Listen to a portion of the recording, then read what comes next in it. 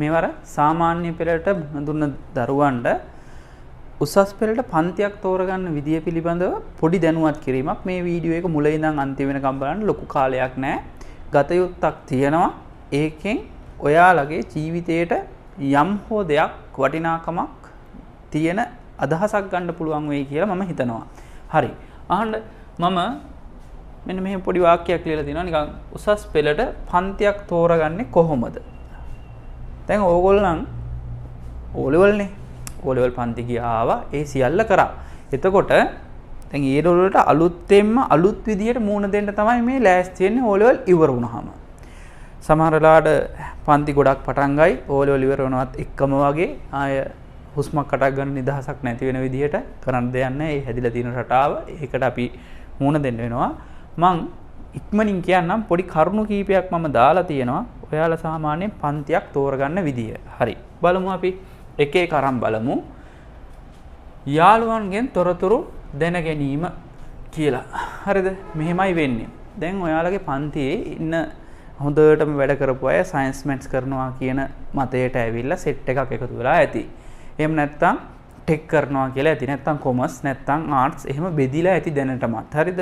මේ සමහර අය රිසර්ච් එනකන් ඉන්නවා. නමුත් සාමාන්‍ය හොඳට වැඩ කරපු අය නම් දැන්ම තීරණය කරලා ඉවරයි මොකක්ද අපි ඒ ලෙවල් වලට කරන්න කියලා. right. එතකොට ඒ එකතු වෙන සෙට් එකේ කවුරු හරි යම් පන්තියක් උපකාරක පන්තියක් ටියුෂන් එකක් හොඳයි කියලා කිව්වොත් අන්න එතෙන්ද යන්න තමයි ගොඩක් අය බලන්නේ. හැබැයි මෙන්න මෙහෙම දෙයක් තියෙනවා. සාමාන්‍යයෙන් ওই වයසේ ළමයි ඉක්මනින් අර නිකන් සමහර දේවල් වලට රැවටෙනවා. හෑන්ඩ් බිලක ගහලා තියෙන තොරතුරු මත එහෙම නැත්නම් තව කෙනෙක්ගෙන් මොකක් හරි දෙයක් අහගත්තාම ඒ අහගන්න තොරතුරු මත එහෙම පොඩි අර හරිම තීරණයක්ද ගත්තේ කියන එක දැනුවත් වීමකින් හෝ නොදැනුවත් වීමකින් තමයි පන්තියක් තෝරගන්නේ. එතකොට යාළුවෝ එක්ක එකතු වෙලා පන්තියක් තෝරගනිද්දී හොඳට හොයලා බලන්න ඒ පන්තිය Tamanට ගැලපෙනවද නැද්ද කියලා. සෙට් එකක් එක ගියාට ගැටලුවක් නැහැ. අනිවාර්යෙන් පන්ති කීපයකට හරි ගිහිල්ලා පළවෙනි මාස කීපය තුල ඕගොල්ලන් බලන්න ඕනි. ඕගොල්ලන්ට මේ යන පන්තිය ගැලපෙනවද? 100%ක්ම නැතත් අඩු ගානේ 160ක් 70ක් 80ක් වගේ මට්ටමක තේරුමක් ඔයාලට තියෙනවද කියලා. එතෙන්දි මෙන්න මෙහෙමයි වැඩේ වෙන්නේ. අහගන්නකෝ. මෙහෙම තේරෙනවද කියලා බලන්නේ මාසයක් දෙකක් උපරිම සහභාගී වෙද්දි පන්තියකට සර් කියන වචන ටික ඔයාලට හොඳට පැහැදිලි වෙන්න ඕන. ඒ කියලා දෙන තියරි වලට අනුකූලව දෙන ප්‍රශ්න තනියෙන් විසඳ ගන්න පුළුවන් වෙන්න ඕන. හැම ප්‍රශ්නයක්ම නැතත් ප්‍රශ්න 10ක් දුන්නා කියමු අඩු ගානේ සර්ගේ උදව්වකින් තොරව තනියෙන් ප්‍රශ්න 7ක් 8ක්වත් තනියෙන් කරගන්න පුළුවන් වෙනවා. එහෙම වුණොත් විතරයි තියරියක් හොඳට ඇඟට වැදිලා තියෙනවා කියලා අපි කියන්නේ. right. ඊට අමතරව සාමාන්‍යයෙන් ළමයි හැම පාඩමකටම තියෙනවා පාස් පේපර්ස්. කියන්නේ පහුගිය අවුරුදු වල තිබුණ විභාග ප්‍රශ්න පත්‍රවල ප්‍රශ්න තියෙනවා. ඒ ප්‍රශ්න අරගෙන ඕගොල්ලන් බලන්න ඔයාලට ඒව තනියෙන් කරන්න පුළුවන් කියලා. ඒක තමයි ස්ටෑන්ඩඩ් ලෙවල් එක. තියරියක් ඉවර වුණාම ඒ කියන්නේ එක පාඩමක තියරි කොටස සම්පූර්ණයෙන් ඉවර වුණාම සර් තව ගණන් ටිකකුත් හදලා ඉවර වුණාම ඔයාලා බලන්න ඕනේ මොකක්ද ඕගොල්ලන්ට පුළුවන් ද තනියම ඒ ස්ටෑන්ඩඩ් ලෙවල් එකේ ප්‍රශ්න වලට උත්තර සපයන්න කියලා.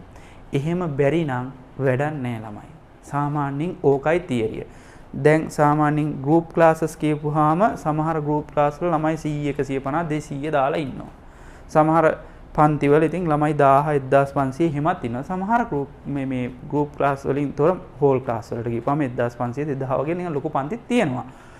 ඒ අතරතුර තව කුඩා කණ්ඩායම් පන්තිත් තියෙනවා. හරි.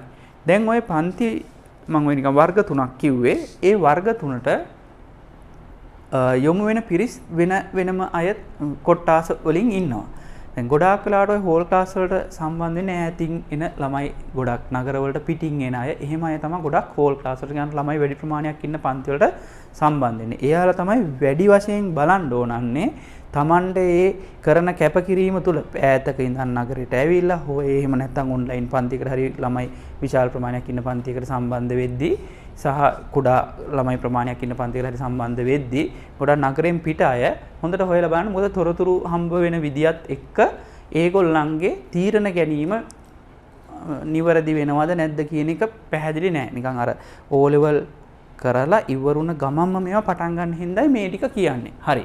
එතකොට යාළුවන්ගෙන් තොරතුරු දැනගත්තාම හරිම තොරතුරක් ලැබෙනවද නැද්ද කියන එක කියන්න බෑ. රැල්ලටනේ ගොඩක් අය පන්ති යන්නේ. ওই රැල්ලට පන්ති යන අතරේදී තමයි තමන්ට අර හරිම පන්තියක් සෙට් වෙලාද එහෙම නැත්නම් මේ කරන්නේ වෙන මේ කියන්නේ අර අනිත් අය කරනවා වෙනුවට වගේ පන්ති යනවාද ඒ ඔක්කොම තීරණය වෙන්නේ එතනින්. හරිද? රයිට්. හොඳට හොයලා බලන්න යාළුවන්ගෙන් තොරතුරු දැනගත්තොත් ඔන්න ඔය වගේ දෙයක් වෙනවා. අයියලා අක්කලාගෙන් තොරතුරු දැන ගැනීම කියලා මම දෙවෙනි එක දාලා තියෙනවා. තොරතුරු විමසීම කියලා. මෙහෙම හිතන්න. දැන් ඒ ලෙවල් අපි තුමුකෝ බයෝ කරනවා කියලා. ඒතර බයෝ කරපු කෙනෙක්ගෙන් තොරතුරු අහගන්නවා නම් තමන් කරන විෂය ධාරාව තුලම අන්න ඒක වැදගත්. හැබැයි එයා හොඳට විභාගේ පාස් වෙච්ච කෙනෙක් වෙනවා නම් තමයි වඩාත් හොඳ. ඒ කියන්නේ බයෝ කරලා අඩුම ගානේ කොහොම හරි කැම්පස් එකකට සෙට් වෙච්ච කෙනෙක් නම් අන්න වැදගත්. හරි එයා කියන එක චුට්ටක් ගන්න. මොකද එයා වැඩක් කරගෙන තියෙනවා ගියපු පන්ති වලින් සහ එයා තනියනුත් ඉතින් මහන්සි වෙලා තමයි මේ ස්ටෙප් එක එයා අරගෙන තියෙන්නේ. ඒ තැනට එයා ගිහින් තියෙන්නේ. ඉතින් අනිවාර්යෙන් එහෙම අහන කෙනෙක් ඉන්නවනම් අයියා කෙනෙක් හරි අක්කා කෙනෙක් හරි නෑදෑ වෙන කෙනෙක් හරි නැත්නම් දන්න හිතවත් කෙනෙක් හරි එයාගෙන් හරියට දෙයක් අහගන්න ඊර්ෂියාවට කියන කෙනෙක් නෙවෙන්නත් ඕනි. කියන්නේ හිතේ හංගගෙන මේ වැරදි තොරතුරක් දෙන කෙනෙක් නෙවෙන්න ඕනි. හරි තොරතුරක් දෙන කෙනෙක් නම් ඒ පන්ති වලට සහභාගී වෙලා බලන්න. මෙන්න මෙහෙම අයකින් අහන්න බෑ. නිකන් ඒ ලෙවල් තුනම ෆේල්. එහෙම කියන්නේ නිකන් හදිසිය හරි මොකක් හරි අහුවොත් එයාගේ රිසර්ච් එකත් අහලා බලන්න. ඒ ලෙවල් සබ්ජෙක්ට් තුනම ෆේල් කෙනෙකුට පන්තියේ සර් නියමටම කරා අපි තමයි කරගත්තේ නැහැ කිව්වොත් ඒක තනිකර වැරද්දක්. ඉතින් කරන්න දෙයක් නැහැ. හරි. බහුතරයක් ෆේල් තමයි ගොඩක් පන්ති වල. හරිද? ඒ කියන්නේ සාමාන්‍යයෙන් මෙහෙම වෙනවා. ලොකු ප්‍රමාණයක් ඉද්දි හැමෝම පාස් වෙන්නේ නැහැ. ලංකාවේ නිකන් ඔය මේ ඇගීම් වාර්තාව වරන් බලපුවාම 100ට ගාණක් අනිවාර්යෙන් ෆේල් වෙනවා. ඒ 100ට දැන් සාමාන්‍යයෙන් A level maths ගත්තොත් නම් 140කට වගේ ආසන්න ප්‍රමාණයක් දැනටත් ෆේල් වෙනවා. ආසන්න ප්‍රමාණයක්. ඉතින් 40 කියන්නේ 100ක් ගත්තොත් 40ක් ෆේල් කියන එකනේ ඉස්සර ඊට වඩා වැඩි. දැන් ටිකක් අර ෆේල් වීමේ ප්‍රතිශතය අඩු වෙලා තියෙනවා. ඉතින් 40ක් ෆේල් වෙනවා. එතකොට ඒ maths කියන විෂය විතරක්. ඉතින් තව maths එක කරන්න පුළුවන්, IT කරන්න පුළුවන්, physics, chemistry, IT තුනම කරන්න පුළුවන්. එතකොට ඒක විෂය ධාරාවක් විදිහට ගත්තොත් එක්ක IT, maths, physics යනවා. එහෙම නැත්නම් IT මේ maths, physics, chemistry යනවා. ওই විදිහටනේ මේ ස්ට්‍රීම් එක බෙදෙන්නේ. එතකොට මේ සබ්ජෙක්ට් තුනෙන්ම වෙන වෙනම අසමත් වීමේ සම්භාවිතා වෙනයි. හරි අපි ඒක පස්සේ තියමුකෝ දැනට ඔයාලට තේරෙනවද නැද්ද කියන එක මේ කියන්නේ අසමත් වීම කියන එක මොළුවට දානවා වගේ නිකන් අදහසක් නෙවෙයි. ඒ වගේත් වැඩි ප්‍රමාණයෙන් අසමත් වීමක් තියෙනවා. එතකොට මම කියන්න ගියේ මෙන්න මේ අයියලා අක්කලාගෙන් තොරතුරු අහනවා නම් අනිවාර්යයෙන්ම එයාලා දැන් ඉන්න තත්ත්වය මොකද්ද? හරි. ඒ කියන්නේ පාස් වෙලාද දෙයක් කරගෙනද ගියපු පන්ති වලින්.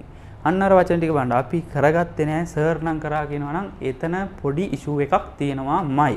ඒ කියන්නේ ඉතින් ඔයාලටත් ගිහිල්ලා ඒ වචනේම කියන්න උනොත් වැඩක් නැහැනේ. එතන සර්ගේ ගැටලුවක් නොවෙන්න පුළුවන්. නමුත් මේ ඒ අර යම් කිසි මට්ටමකට ආපු නැති කෙනෙක්ගෙන් තොරතුරක් විමසපුවාම වෙන අවුලක් තියෙනවා. අන්න ඒකයි මම උතන පැහැදිලි කරන්නේ. රයිට්. ඊට පස්සේ O level දැන් ගියපු ගුරුවරු ඉන්න පන්ති ගියපු ගුරුවරු ඔයාලා ඒගොල්ලන්ගෙන් අහපුවාම එයාලගෙන් නම් සාමාන්‍යයෙන් හොඳ තොරතුරක් ගන්න පුළුවන්. ඉතින් දරුවෙක්ට යහපත් අනාගතයක් ප්‍රාර්ථනා කරන O level ගුරුවරයෙක් නම් අනිවාර්යෙන් හොඳ දන්න තැනක පාරක් කියනවා මෙතන පන්තියකට ගිහින් බලන්න කියලා. ඉතින් ඒ වගේ ගුරුවරු තමයි හම්බෙලා ඇත්තේ කියලා හිතනවා. ඒ හැම ගුරුවරයෙක්ගෙන් අහගන්න එක වඩාත් හොඳයි. එහෙම නැත්නම් දැනුවත් වීමක් සහිත වැඩිහිටි අය කාගේ හරි නෑදෑ වෙන කෙනෙක් හරි ඉන්නවා නම් එහෙම කෙනෙක්ගෙන් අහන්න.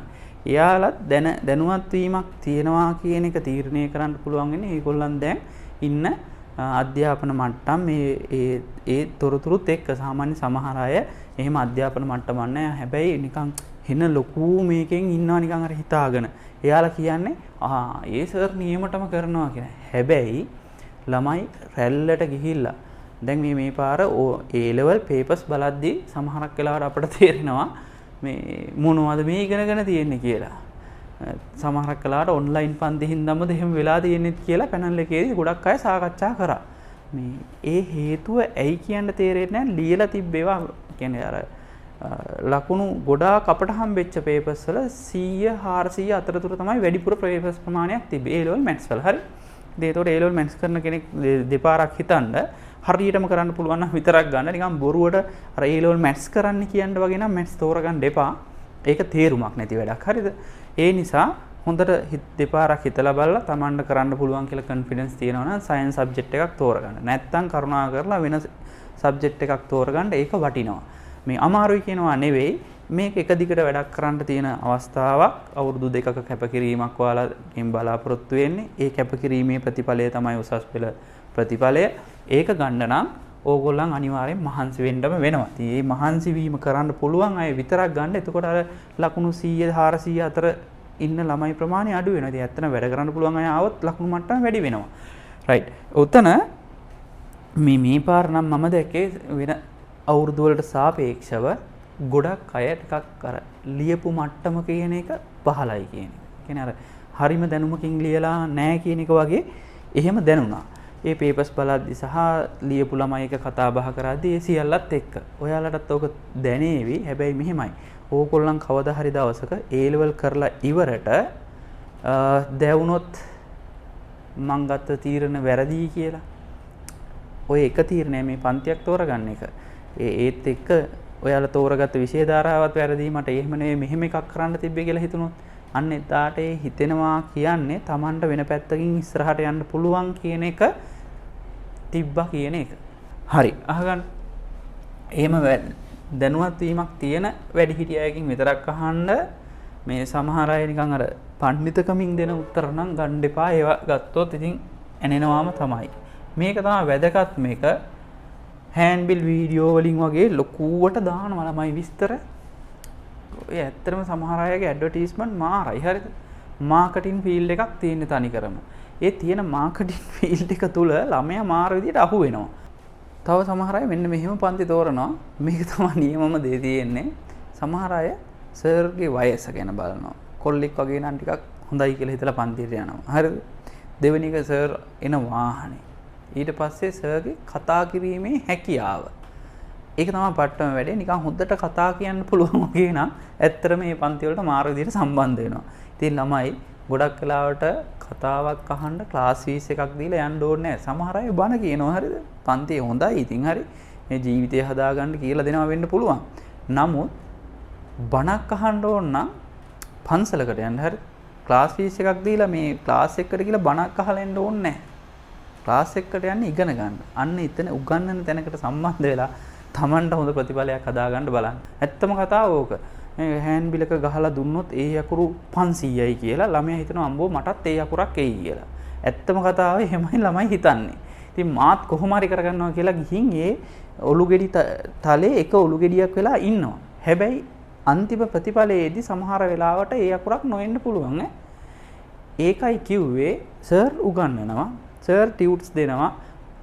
ලස්සන හෑන්ඩ් බිල් ඒවා මේවා දෙනවා. පේපර් ක්ලාස් තියෙනවා. ඒ හැම දෙයක්ම සර්ගේ පැත්තෙන් කරන්න ඕනේ දේවල් ටික ඔක්කොම කරනවා. නමුත් ළමයා කරගන්නවාද කියන තැන ප්‍රශ්නයක් හිටිනවා. ඕක දැන් මෙහෙම කිව්වොත් මෙහෙම හිතන්නකෝ.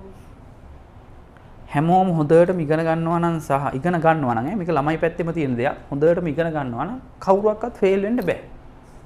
ඕකනේ හොඳට ඉගෙන ගන්නවා නම් ඉතින් ෆේල් වෙන්න බෑ. ඉතින් හැමෝටම පේපර් වලට ලකුණු 70 80 වගේ එනවා නම් ෆේල් එක අපි හිතමුකෝ 35 කියලා 35න් අඩු කවුරුත් අරන් නැහැ.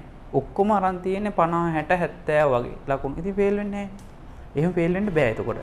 කියන්නේ ෆේල් වෙන කට් ඔෆ් මාක් එක උඩට ගත්තොත් ෆේල් කර හැකි. එහෙම නැත්නම් ඉතින් ලකුණු හොඳට ගන්නවා නම් ෆේල් වෙන්න බෑනේ. ඉතින් ලංකාවේත් ෆේල් වෙන අය ඕන තරම් ඉන්නවානේ. ඒ ඉන්නේ Tamanට ගැළපෙන තැනක් හරියට සෙට් වෙලා නැති අය. රයිට්. ගොඩාක් වෙලාවට මේ වීඩියෝස් හෑන්ඩ් බිල් මේ වගේ දෙන දේම නෙමෙයි ළමයි පන්ති ඇතුලේ සමහරක් ගොඩාක් පන්තිවල තියෙන්නේ. මම දන්නේ මේ වීඩියෝ එකට මොනවා කියයිද කරයිද කියලා. නමුත් ඇත්තම කතාව ඕක. හිතලා හොයලා බලලා හරි තීරණයක් ගන්න. නිකන් රැල්ලට පන්ති යන්න එපා. රැල්ලකට පන්ති ගියොත් ඕගොල්ලන්ට වෙන්නේ මේ අන්තිම ප්‍රතිඵලය සමහර වෙලාවට සතුටුදායක නොවෙනවා ප්‍රතිඵලයක් වෙන එක. රයිට්. මට ওই ටික කියාගන්න උවමනාව තිබුණා. මම ඒ නිසයි මේ වීඩියෝ එක කරේ. තව දුරටත් වඩා පැහැදිලි කරන්න පුළුවන්. වේගෙන් කියලා ඉවර කරේ මේ පොඩි වෙලාවකින් ටිකක් දෙන්න පුළුවන් උපරිම දේ දෙන්න බලාපොරොත්තු වෙන්නේ. right. මේ වීඩියෝ එකත් එක්ක link එකක් ඇති. අපේ මැත්ස් පන්තියක් යනවා කම්බයින්ඩ් මැත්ස් පන්තියක්. ඒ පන්තිය සම්බන්ධයෙන් නුවර සහ මාතලේ ගම්පල නගර තුනේ ඇවිල්ලා බලන්න. කණ්ඩායම් පන්ති කරන්නේ ළමයි ගොඩක් දාන්නේ. හැබැයි අපේ පන්තියේ යන විදිය සහ ඒ වැඩපිළිවෙල ඒවා ඔක්කොම තව වෙන වීඩියෝ එකකින් අපි ඕගොල්ලන්ට ලැබෙන්න සලස්වනවා. අපේ පන්තිය ගැනත් හොයලා බලලා ඉන්න. වෙන පන්ති වලට සහභාගී වෙලා යනවා නම් වඩාත් හොඳයි. මොකද ගොඩක් ළමයි හම්බ වෙන්නේ එහෙම.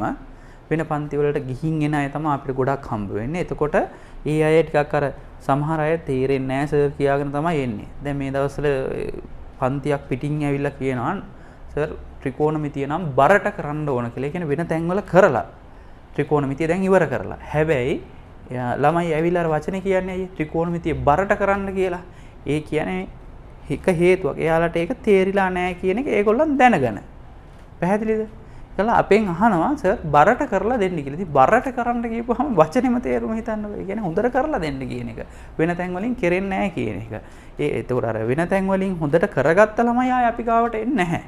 සාමාන්‍යයෙන් කණ්ඩායම් පන්ති වලට ගොඩාක් වෙලාවට සම්බන්ධ වෙන්නේ එක්කෝ දෙමව්පියන්ගේ හොඳ දැනුවත් වීමක් තියෙන නැත්නම් ළමයට සාමාන්‍යයෙන් හොඳ දැනුවත් වීමක් තියෙන ළමයි මොනවා හරි දෙයක් කරගෙන තමන්ගේ මට්ටම දැනගෙන එතනින් ඉස්සරහට යන්න උවමනයි කියන අය තමයි කණ්ඩායම් පන්තියකට ගොඩාක් වෙලාවට සහභාගී වෙන්නේ. මම කියන්නේ හෝල් ක්ලාස් යන්න එපා කියන එක නෙවෙයි. හෝල් ක්ලාස් ගියත් නැතත් කණ්ඩායම් පන්තියකට හෝ මොකකට හරි සම්බන්ධ වුණත් නැතත් ළමයාගේ අදාළ කාර්ය හරියට කරගත්තොත් යන පන්තියේ උගන්වන ගුරුවරයා හොඳට උගන්වලා යාගේ හොඳ වැඩපිළිවෙලක් තියෙනවා නම් ඒ ළමයාට හොඳ ප්‍රතිඵලයක් එනවා. හැබැයි කියලා දෙන එක පැහැදිලි වෙන්න ඕන, තේරෙන්න ඕන. ළමයාට අන්තිම දේ තමයි කියලා දීපු තියරි කොටස් වලින් තනියෙන් ප්‍රශ්න වලට උත්තර ලියන්න පුළුවන් වෙන විදිහේ අවබෝධයක් ලබා දීලා තියෙන්න ඕන. ඕක තමයි සාරාංශය. වීඩියෝ එක හොඳයිද නැද්ද කියන එක ඔයාලා තීරණය කරන්න. දාලා තියෙන අර කිව්ව link එකකින් තව පොඩ්ඩක් උත්සාහ කරන්න. අපේ පන්තියට සම්බන්ධ වෙනවා නම් සම්බන්ධ වෙන්න. මෙන්න මේ WhatsApp අංකය 070යි 666යි 45යි 46. විමසීම් කරන්න පුළුවන් ඕන දෙයක්. අපි උසස් පෙළට ළමයි උගන්වන්නේ සංයුක්ත ගණිතය. සංයුක්ත ගණිතයේ පාඨමාලාව යන නගර තුනක් තියෙනවා. කලිනුත්ප මාතලේ, මහනුවර, ගම්පල. ඒ ඔක්කොම පහළ link එකේ තියෙනවා. ඒ ටික බලා ගන්න. හරි. එහෙනම් අදට නතර වෙමු.